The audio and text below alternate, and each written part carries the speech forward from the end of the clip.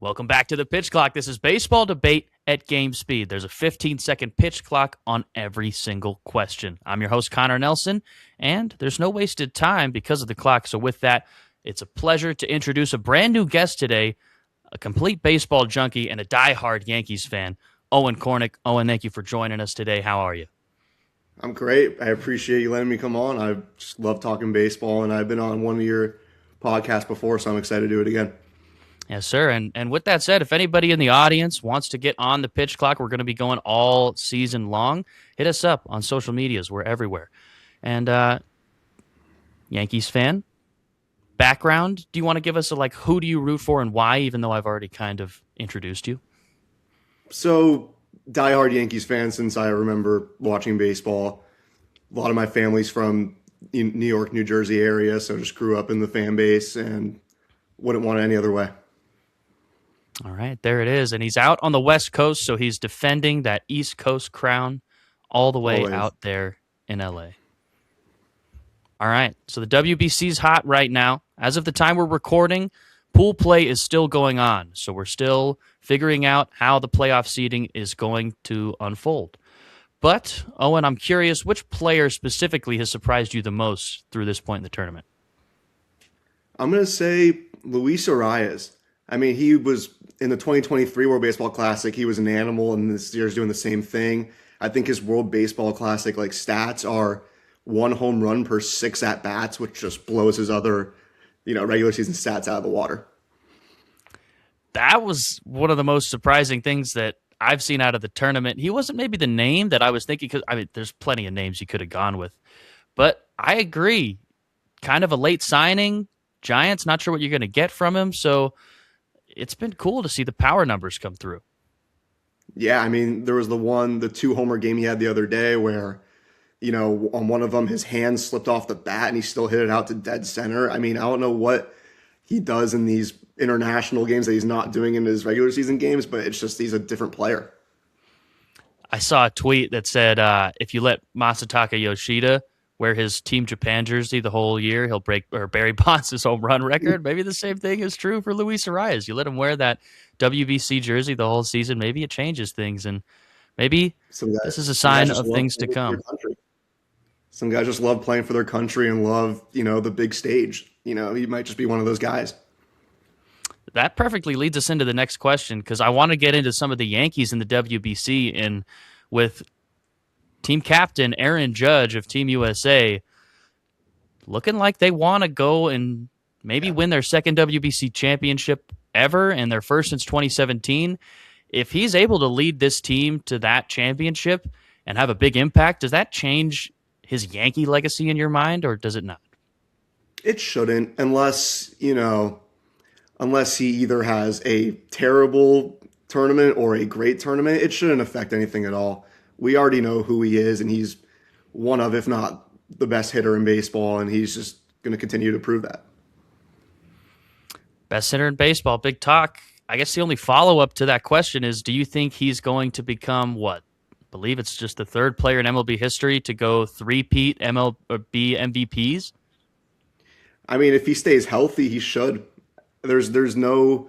I mean, the American League has some great players, Bobby Witt, Jose Ramirez, but in my eyes, if he's going to go bat 320 to 330 and hit 50-plus home runs, I don't see a way he wouldn't. I mean, last question on the legacy factor. If he wins 3 MVPs in a row and whatever it is, 4 in the span of 5 years, and however many he racks up by the end of it all but can't get a ring, where does that land him on your Yankees Mount Rushmore?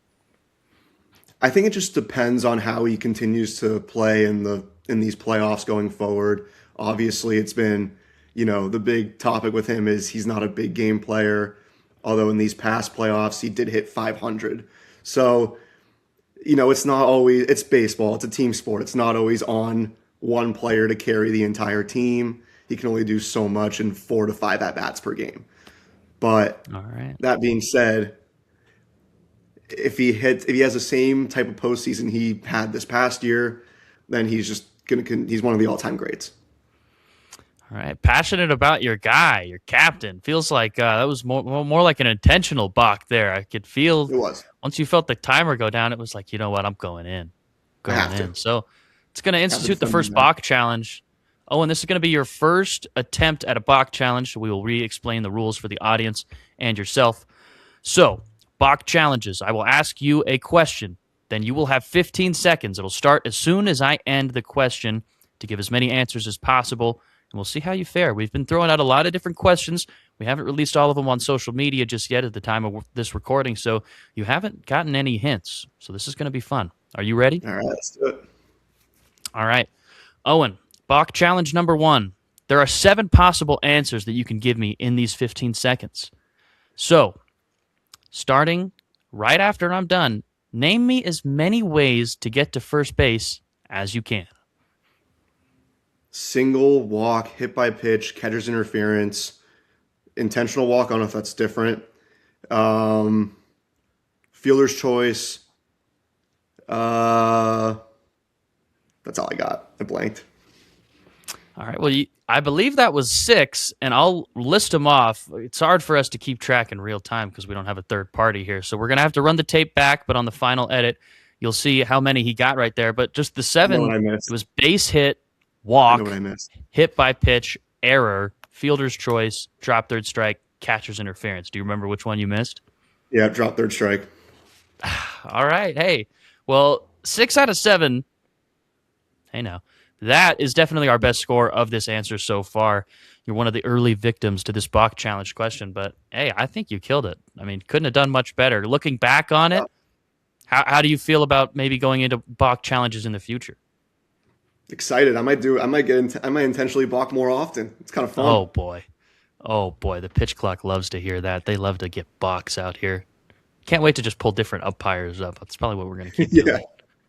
Angel Hernandez is going to get you Angel on the next one. everywhere. Anyways, Yeah. all right, back into it. Other big Yankee in the WBC, who's also been in the media just for just about everything recently, is Jazz Chisholm. And at the time we're recording this, he was 2 for 13, 6 strikeouts. I've been watching a lot of him because one of my guys from this past AA season, BJ Murray, is on the Great Britain team as well in the cleanup spot. But Jazz just hasn't really looked like a fear factor in the box. So I'm curious, after all the strikeouts and the big talk on social media, do you think if he plays a healthy 162, is it possible for Jazz to reach his 50-50 prediction? I love his confidence, but no. I mean, he's not going to hit 50 homers a year. He might sniff 50 stolen bases if he gets on base enough. But, regardless, I love the way he talks. I love his confidence. But I think 50-50 is just not a sustainable goal. I agree. I love the confidence. You got to have a little bit of that. I mean, maybe he's more outspoken with it than a lot of guys, but when they're in the box or on the mound, that's how most guys are thinking. But yeah. I'm curious, do you think then is 40-40 attainable? 30-30 again?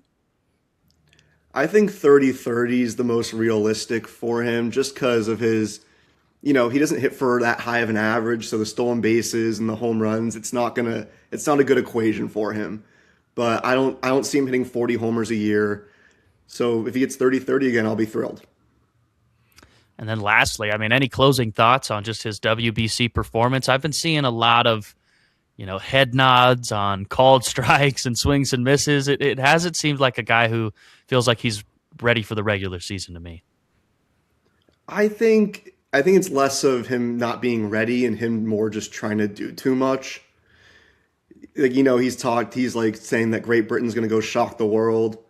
It's just, they're not good enough in that pool or any pool to do that. So I think he's just trying to do too much.